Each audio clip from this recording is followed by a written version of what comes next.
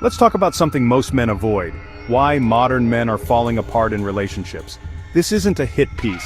This isn't a shame spiral. This is a brutal, honest mirror.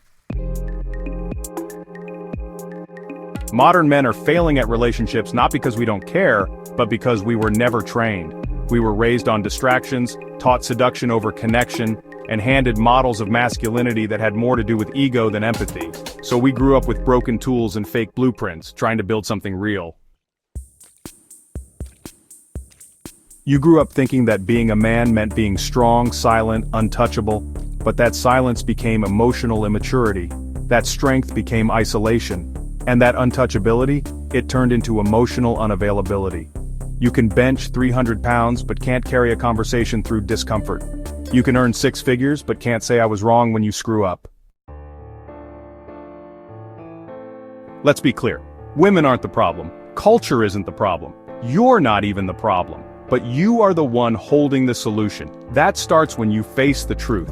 Relationships are not built on power. They're built on presence, partnership, and purpose. Presence means you stop running. Running from hard talks. Running from emotional risk. Running from responsibility. If you're halfway out the door emotionally, you're already gone. Being physically next to her while mentally checked out isn't presence. It's cowardice. And she feels it. Partnership means you drop the alpha mask, the one that tells you to always lead, never follow. Real partnership is dynamic. Sometimes you lead, sometimes you support, sometimes you fall apart and let her hold you, sometimes you stand tall and become the foundation she leans on.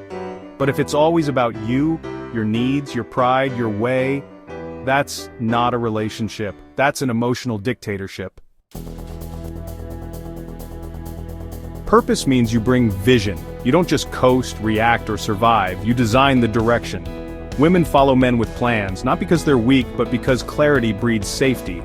If she feels you have no internal compass, she won't trust your leadership, and trust is the oxygen of connection.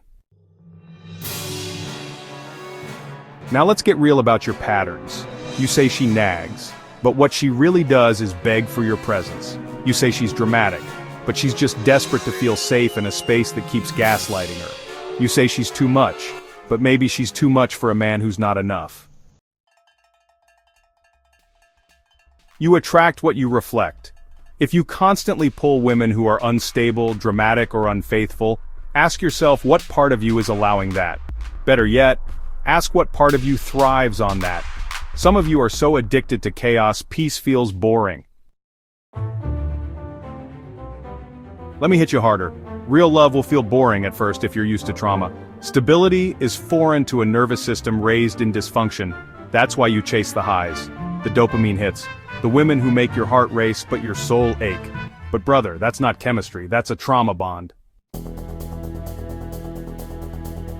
You can't build a legacy on lust. You can't raise a family on games. You can't lead a relationship if you're still trying to find yourself through other people.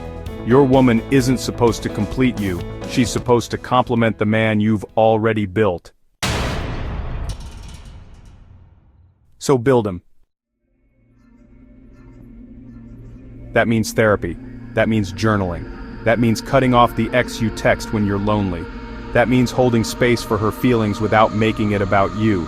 That means not reacting with anger when she cries, and not shutting down when she needs connection. Some of you think being stoic means being stone. No, king. Being stoic means mastering your emotions, not erasing them. It means feeling fully and responding wisely.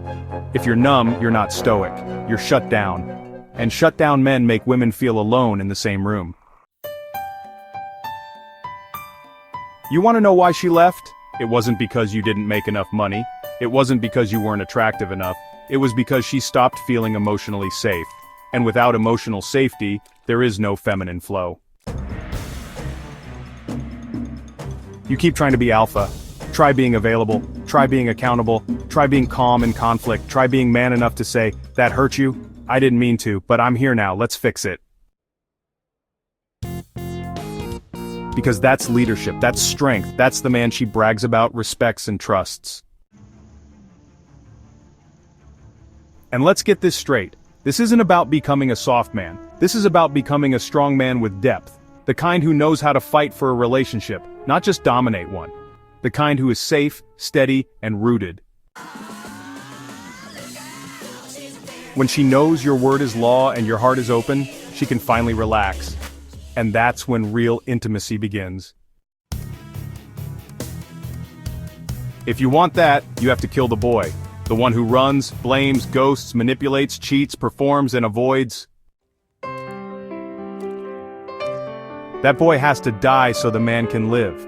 And that man, he builds homes, not flings. He builds legacies, not lies. He speaks truth, not strategy. He loves with intention, not impulse.